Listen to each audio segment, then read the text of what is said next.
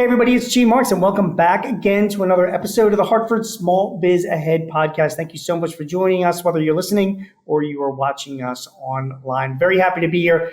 Very happy to have Brandon Lirio. Brandon Lirio is the founder of Battleground Fitness in the Hartford area, correct, Brandon? Yep, we have two supplement stores known as Battleground Nutrition in Oakville and in Cromwell, and then Battleground Fitness is our online training arm, as well as we train out of Steel Beach Gym in Waterbury. So basically all through southern and central and northern Connecticut. Oh, that's great. So three locations, two supplement stores, you're saying, right? And then one where actual training and fitness gets done. Is that correct? Yeah. And one, I'm obviously online. We train all over the world as well. That is amazing. So first of all, this is going to be like a business conversation, Brandon, because I know you look at me and I'm the kind of guy that works out a lot. You can tell. Okay, but you're blowing those sleeves out, just making me look small. Well, we're going to push aside the whole health and fitness topic. I do want to talk to you about running your business. But before we talk about some of the challenges that you're facing and some advice I know that you've got for our audience, just give us a little bit of a background, a history of yourself and your business. How do you get to this point of running the company? Sure. So I actually served in the United States Air Force for upwards of 11 years.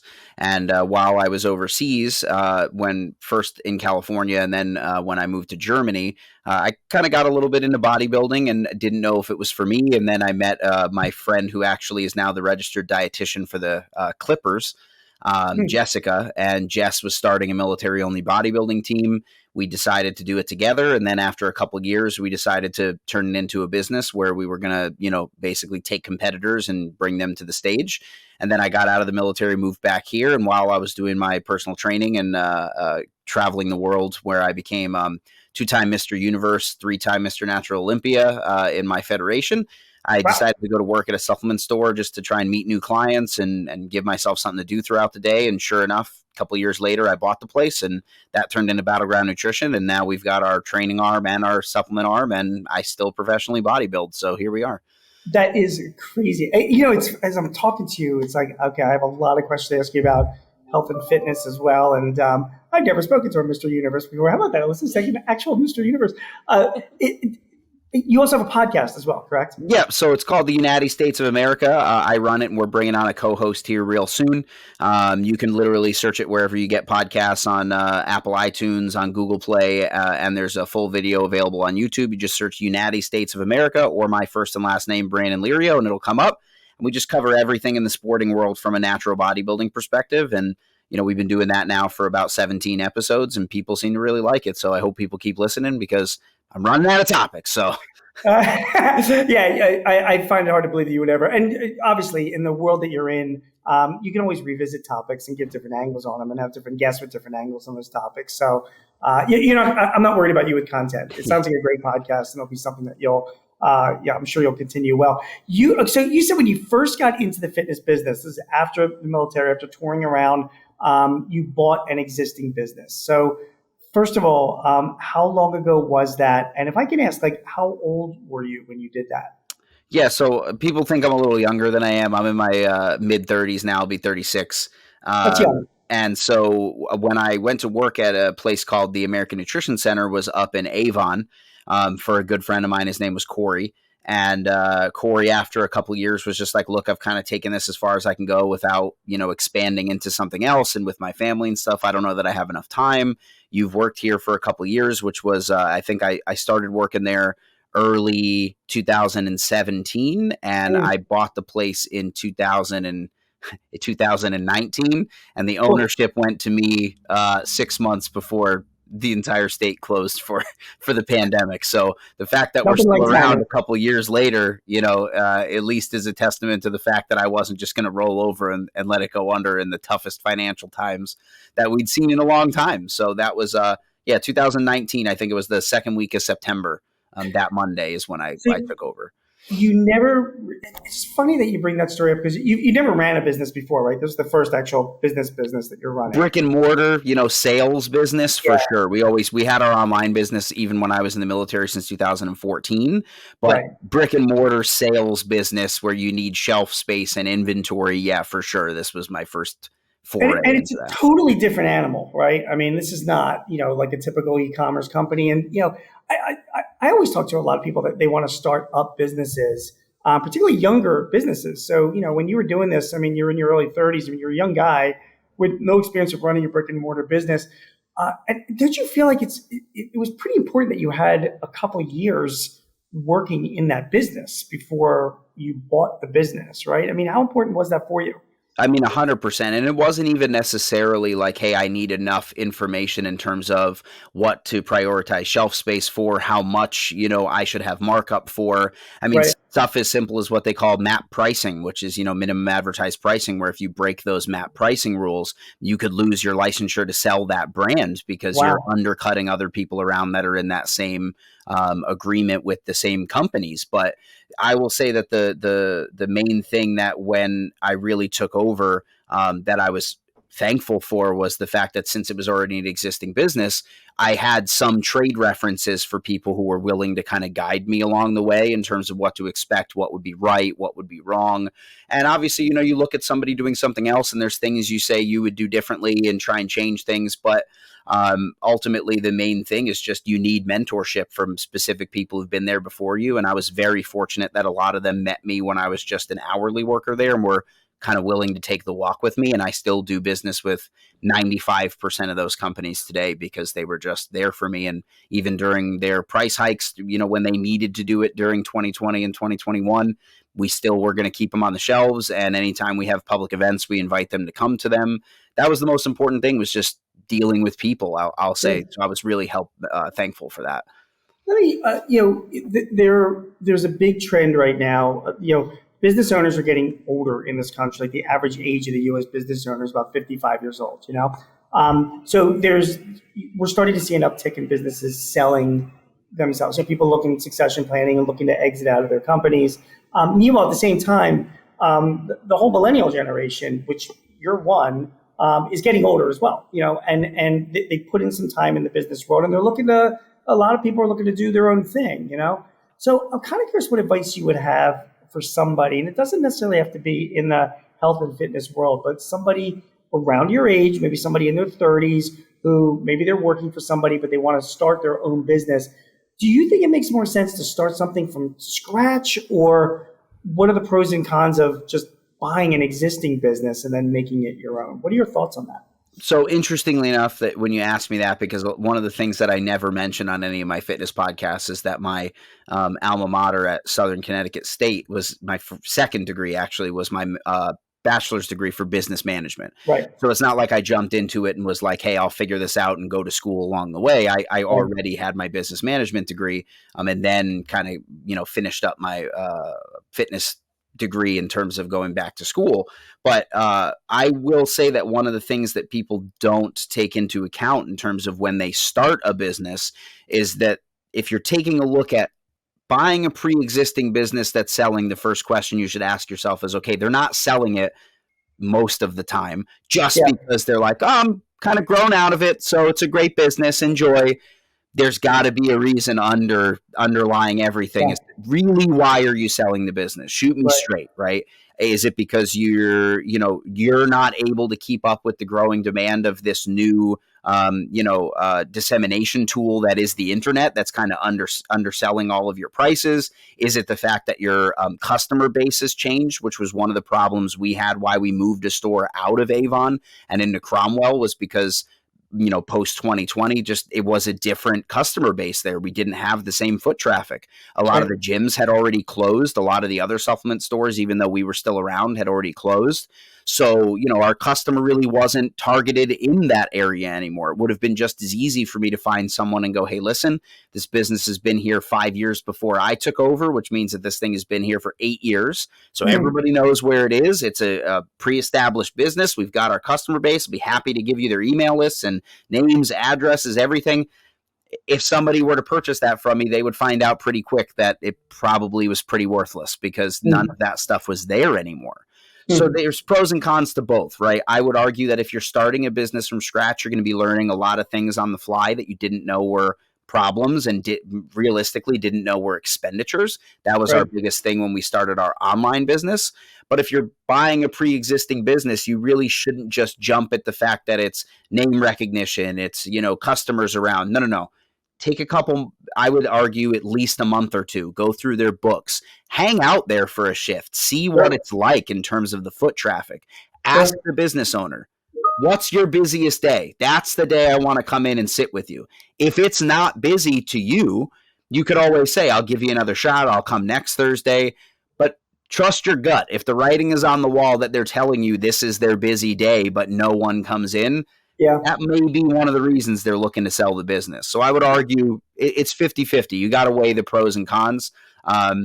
It really is why you're buying the business and what the actual business is, I would say, for sure. Yeah, it's funny that you maybe it's like the wheels turning as well. I mean, I always say like younger people when they're looking to start their own business, they should work for a company in that industry and learn from that company so that if they then want to go out and start their own thing, they get like an education. It's, no offense to your business management degree, but there's theoretical learning that you do in college and there's actual real life learning, So, so that's good for somebody like, on the younger side. But then I'm thinking like, man, if I was going to go, like my business, I run like a technology services firm. And if I was going to buy somebody else's company, there is something to be said for literally working for that company for like you worked for this company for a couple of years. I mean, you saw how the dog food is made, So, you have to admit that you had a front row seat to the business so that when it came time to buy it, you pretty much knew all of the good, the bad, and the ugly at that point. Is that a fair statement?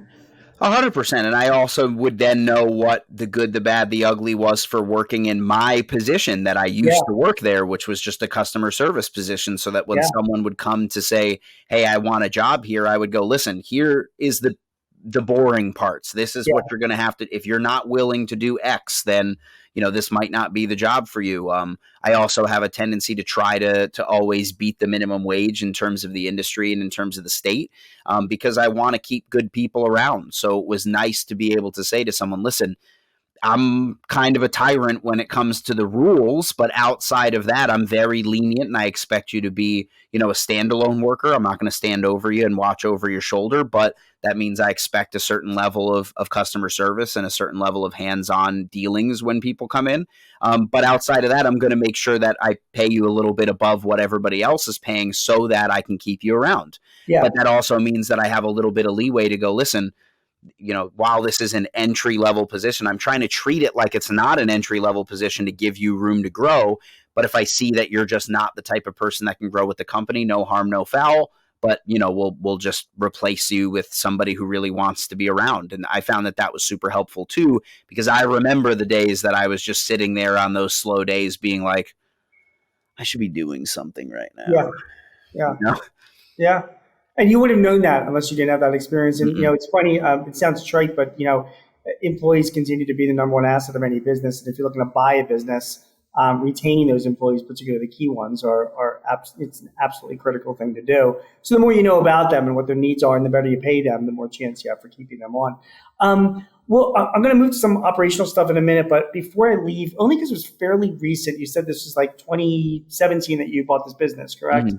Yep. So, 2019. I worked there in 2017. Even more recent, as you started there in 2017. So, just whatever. I'm curious if you don't have to go too into anything that's confidential, but I'm curious if you can share a little bit about the transaction itself. Like, how did you finance it?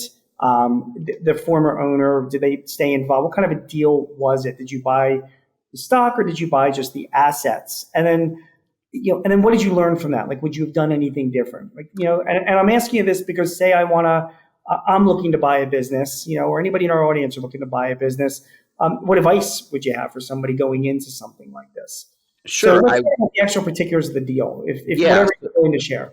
So it was not too much in terms of what the purchase price actually was. It was basically, hey, listen, the goodwill of the business is kind of built into the deal, which that would be read as like the customer lists and the actual base of the name and everything. I didn't want the name. It actually is owned by someone else, and I knew I was going to change the name pretty much immediately. First of all, that's very interesting because a lot of times people buy a business because of the brand or, particularly if it's a local fitness company. People like know it in the area, but you didn't want you wanted to put your name on it, correct? Yeah, I will say, because it worked perfectly with everything else that I was doing in the industry. So realistically, it's like, listen, if my brand is Battleground Fitness, then it just makes sense to have a Battleground Nutrition.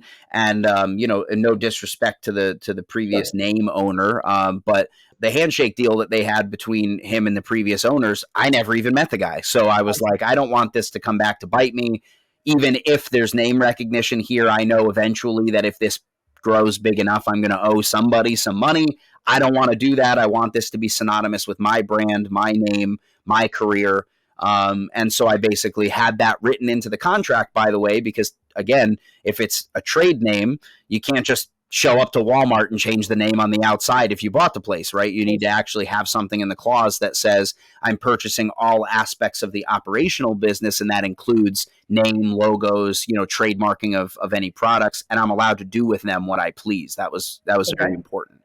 Was there also what about assets of the business? I mean, there was equipment, there was Yeah, there was a property. truck, there was the actual equipment on the shelves. Realistically, that's what we used because it was a small business and it had been around, 5, 6 years.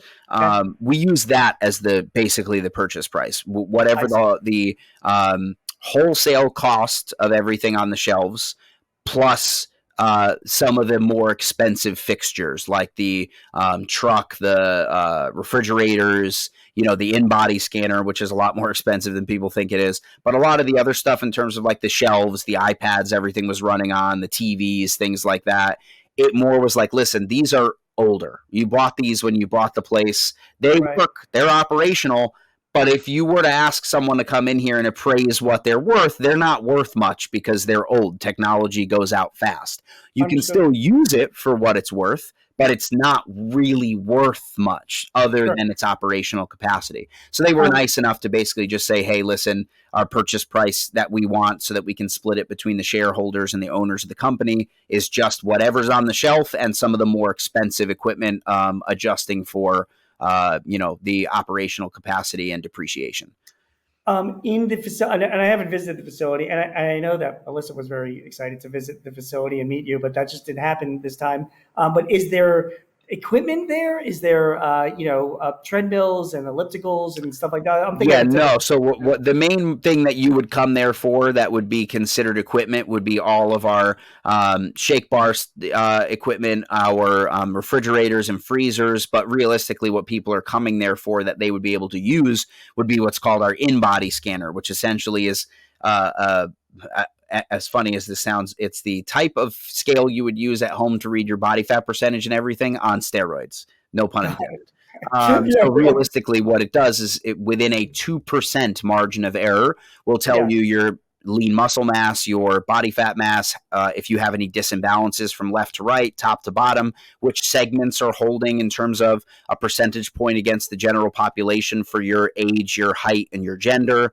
That's what people come in to use and then ask for recommendations based on what they're doing in the gym and what we have on the shelf. is that was that body scanner and any other equipment that they're under any lease? And if so, did you just assume those leases as part of the purchase? Nope, everything. And I will say that they did that well. And that was one of the things that they told me when I bought the place was, and I've always had this idea too. I don't like owing people money. I Yeah, don't mind having things in terms of, hey, I don't have a lot of money in the bank because I purchased this to make my business better, to make my family life better, whatever. I don't yeah. like owing people money. So realistically, in terms of leases and stuff like that, I think like even now, the only thing that we have in there is like a water dispenser that actually goes into the main water line that's owned by a company called Quench. Yeah. Everything else is owned flat out, and we are going to continue to try to do it that way as much as There, possible. there is a balance to that. Just saying, because I have a lot of clients that feel the same way, and myself and my wife, just personally in my business, I feel we are definitely on the same page. But I do have to admit that the more successful clients that I've worked with, they can absorb a certain amount of debt if Sure. they know that it's going to help them grow, and it's just a math decision. I mean, if you assume some debt because you're opening up a new place, you're leasing a piece of equipment. That's what we did in Cromwell.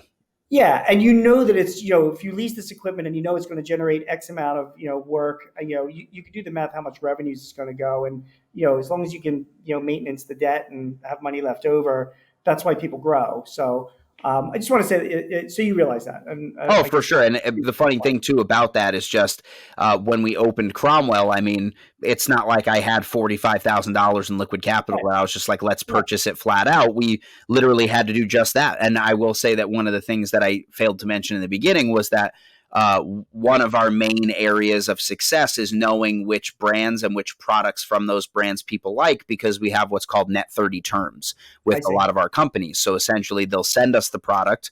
We'll be able to, run some deals. We'll have people do some taste tests. We'll showcase it on our social media. And then 30 days after we actually receive the packages, when we've already had a chance to sell off 50, 75% of the inventory on it, then Okay. the bill becomes due and we can place a new order. So net 30 terms is actually us absorbing an amount of debt at any given time in terms of our Makes sense. operational capacity for That sure. makes sense. And again, with whatever you care to share, if you're going to buy this business and you were previously an employee, you would serve in the military. I mean, I don't know how much money you had in the bank, but how did you buy the business? Did you do it out of personal savings? Did you get financing for it? Did the guy selling it to you give you like a seller financing where you're paying that person off over time? I, What, I what, what did you do? all three actually, right? So I took some out of my personal savings. We had a private finance loan from a family member, Okay. and then Very the common. 50% of it was actually on terms, where it was every month we would give them a specific amount until the entirety of the debt was paid off. And I believe I didn't. I don't like owning long periods of debt, so we made it. I think it was something like 15 months or something like that. It was paid off. Smart. So So that we're way, the previous owner or your previous boss, he was able to walk away really after 15 months. During that period of time, was he very involved in what you were doing, or was he basically leaving you to do your thing? Yeah, And no, we basically he gave me, hey, this is your customer list. This is how the distribution works. This is what you want to do. And to his credit, even before I owned the place, he basically was like, listen, I'll tell you what, like you come work the day hours and I'll leave you to it and just count whatever you need to count in terms of, hey, the inventory, take a look at how things operate. And basically what I was doing was still making my salary position while I was there, but I basically had taken over his job, which was the same job essentially. But hey, we need this for purchase order. And what I would do is kind of mock it through him, where I would say, listen, this brand is running low on this product. I need X units and we want to have them by X date. So here's the flavor breakdown. And then basically what he would do is loop me in with whoever the actual distributor was on an email chain or a text chain or interesting. whatever the Okay. actual purchase portal was. And then it would wind up coming to the store. I would put it into inventory XYZ. So by the time I actually opened the door and he wasn't there anymore, I'd already kind of been doing the ordering and that job for about 30 to 45 days at that point. So How long did it take before he was really out of it? Like you were running it, you were dealing with your suppliers, you were dealing with your customers. It was Battleground Fitness, and you were the face. How long did that take to happen? I mean, I would argue maybe a month, if that. Okay, interesting. The first week or two was us hanging out together, trying to, hey, this is smooth. But to kind of put it on me as well, I'm one of those people where I don't really love too much, having someone stand over to do some menial tasks or whatever. So Sure. when it comes to like the first week of this is how it works and this is what's expected, even when I was in the military, even when I was, in school, it was like, just tell me what needs to be done. Come check it when it's finished. If it's right, tell me it's right. If it's wrong, tell me what to fix and I'll fix it. So Got I it. really didn't want somebody to mentor me in that manner, which was like, do it this way. And again, to his credit and to Rich from one of our main distributors, Sportica, they were basically like, look, here's my cell phone number. Even after we're out of here, we're here to help you. So Very they cool. were willing to kind of stick around as mentors and protect a little bit of what I had put in terms of intellectual and physical property and sweat ethic, just because we've been friends for so many years. I have even more questions about this deal. So you mentioned those guys were acting as mentors. Did you have anybody else that you had that helped you from an expertise standpoint? Attorneys, accountants, anybody else that you found to be very important as part of the team? So I do have my CPA who's been with me since we've been doing personal training. He's Mhm. also here in the state of Connecticut, Bruce Wazorko. Shout out to him. And his whole office, when I wanted to purchase the place, I went there with the breakdown of the last year, the last 5 years, monthly breakdowns in terms of sales and expenditures and kind of a profit and loss breakdown, and asked him what he thought about it, what I should do, how the financing should work. That basically was just like an hour-long meeting of me trying to make sure I wasn't making a mistake. Is there other questions I should ask? And then obviously the private loan financiers. Hey, what do you think we should do? Is there anything in terms of how much you would like to be involved on the day to day? So we actually had to draft up myself. I drafted up a operational document, which was not, hey, here's the finances. In the actual day to day operational document, it basically says, listen, the only reason I'm here is for financing and to make sure that you guys are always involved in any major decisions that we make. But the day-to-day operations and how this is going to go is basically on my expertise and on my industry knowledge. So that means that you got to kind of let me off the leash a little bit and let me work. And they were willing to do that. So realistically, I think that for better or for worse, it just came down to the fact that a lot of people sort of trusted that I'd been in the industry long enough and kind of knew enough people, which, like I said, the fact that we survived around here when a lot of other people didn't the last 3 years, there's got to be something to that, right? Tells you a lot. It tells you a lot. Couple more questions on this. You mentioned earlier about employees and taking care of them and paying them more than minimum wage and all that. How did you communicate? First of all, how many employees were there at the time when you bought the business in 2019? And how did you communicate that? And are they still with you? So we had, I think, 4 other people in the one location, right? And one of the things that I was trying to do when I actually bought the place was streamline it a little bit, where obviously if I bought the place and day-to-day operations, I'm just sitting at home, and this was before I had kids too. I was like, well, look, Corey's hours are going to become mine, and if any of you guys are looking to move on, just let me know now, so that way I can kind of get the schedule written. And when I bought the place, obviously it's an entry-level position, as most people would see it, in terms of, hey, we're just working hours. Whereas I wanted, if I was going to open up other stores, to be like, no, this isn't an entry-level position. We want to do a retained earnings partnership where if you're working hard enough and you're the store manager, you should receive a percentage of everything that's left over at the end of the quarter in terms of an incentive to do more sales. Sure. So the original 4 or 5 people that were with me at the time are obviously moved on, bigger, better things. Throughout the pandemic, we had probably 4 or 5 over the course of the 2 stores. And now that we have 2 stores still, I believe there's 4 of us. I still take some hours at both stores just because it's my business. I want to be there, boots on the ground, and see how it runs, see what the problem is, see what the draw is, and see how we can make it better. Of course. Final question on the acquisition, and then I got just a question to ask you about some employee stuff, and then we'll wrap things up. But Brandon, when you look back on this now, so this was 2019. You and I are having this conversation in 2023. It's 4 years ago. Give us some advice. What mistakes did you made? If you had to do it differently, the whole acquisition, your first business that you bought. Yeah. What would you have done differently? Here's the funny thing, right? Corey and Rich, right? Rich owns an international supplement shipping company called Sportica. So his acquisition of inventory was a lot different than mine. It was a lot different on terms. It was a lot different in volume. And so when you used to walk into a lot of these places, and sort of Vitamin Shop and GNC used to look like this too, and you'll notice that nowadays they don't. It used to be every shelf was filled front to back as much as humanly possible with this inventory. And so my thought process was fill it up, fill the shelves up. You got to fill them up. Right. It's all perishable inventory. And so the problem becomes not just whether or not business stays up, but if the industry trends to a different product, you could have thousands of dollars on the shelf in this product that nobody wants anymore. Yeah, you're making bets on this stuff. That's right? Exactly it. And so one of the major problems I had in the beginning was if I had a company that came to me that released a new product, cool, send me 2 cases where it's, 36 units of a new pre-workout. And then it's like, okay, I mean, I liked it, but my customer base didn't like it, which was one of the things that I had to also come to terms with, was that there are certain products that just, I don't agree with them in terms of their scientific renderings that they say they have to prove their claims. I don't agree with those certain things that I won't carry.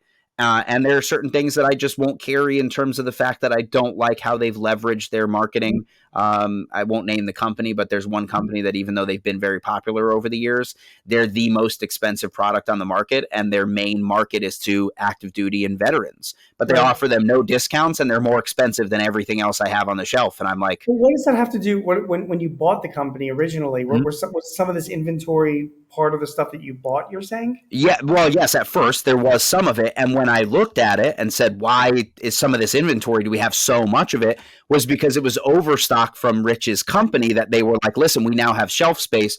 If we can't sell it online here, we'll just move it into the store and we can blow it out for clearance prices, which is a very smart thing to do as a business owner. I don't have that pipeline. So when I saw that and then I'm ordering, I'm like, I'm really trying to keep the same amount of volume on the shelf. And then it clicked to me when I went and chatted with Rich that he was like, no. A lot of that stuff was cases of things that they'd sent me to test out Connecticut as a market, or, to try and sell online, that when it didn't, the distributor basically said, look, it's yours, do with it what you want. And we moved it into the store and kind of sold it for less than it would have been even, MSRP price for most people, just to see if people would like it. Well, I have to learn that I don't have that. The takeaway, though, is that if you were to do this again, you would have dug further into the inventory that you were purchasing. And how it was acquired and why the prices were the way they were, right? Some of the things I was like, wow, it's a really cheap pre-workout. Well, now I know why. Great piece of advice. That is a great piece of advice. Anything else that comes to your mind? I mean, not that you don't have to have a list of mistakes. No. The one thing that I will say that I was a little bit more than surprised about, and it's no knock on the people in general, is just that, listen, when someone builds a business and they build a rapport with somebody, the customer acquisition that you're getting when you repurchase this business and make it your own, even if you keep the name, even if you keep the operations the same, even if you keep the inventory the same, some people patron that business because they like the owner or they like the people who had hands on it. And even if you try to do everything exactly the same, some people are just going to say, yeah, but I was shopping there because Corey was there, and this other place is closer to my house. I don't really have any allegiance to Brandon. So that's just to tell you, listen, you're going to have some amount of customer attrition rate in the beginning, even if you do everything right. It's not necessarily that you're doing something wrong or that you should change how you're doing things. You just got to understand that sometimes it's the same thing in terms of a restaurant you really like that's near you. It changes hands. They think they're doing everything the same. And then you go, I don't know, man, it's just not the same. I'm going to try that pizza place. It's closer to my house. That's okay. Things happen, but you do have to account for that, because you're going to start to ask yourself, well, did I do something wrong? Did I purchase different inventory? What happened here? The attrition rate sometimes is directly related to the personal touch that the owner or the operator has with the everyday customers. That's just the way it is. Brandon Lirio is the founder of Battleground Fitness. We have been talking really all about Brandon's journey to purchase his very first business back in 2019 and get it up and running, and what he's learned from doing that. These lessons apply for all industries, although, if anybody's in the health and fitness industry, I think these are really valuable things.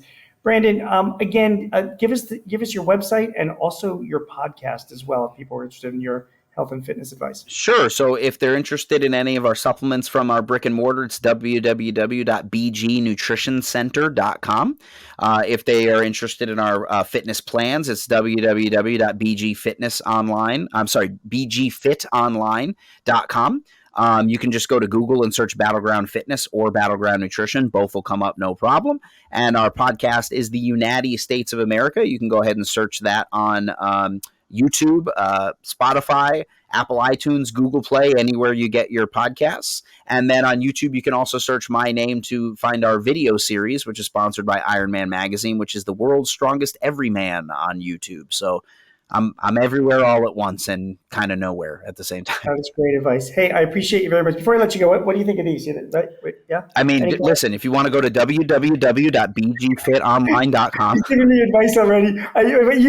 That's plenty. That's all I needed to hear. You're already hearing. Here's what you need to do to fix it. Listen, man, that's like 2 to 3 days a week I play squash. Okay, it's better than most. Just do something. That's all we say. Just get up and be passionate and do something.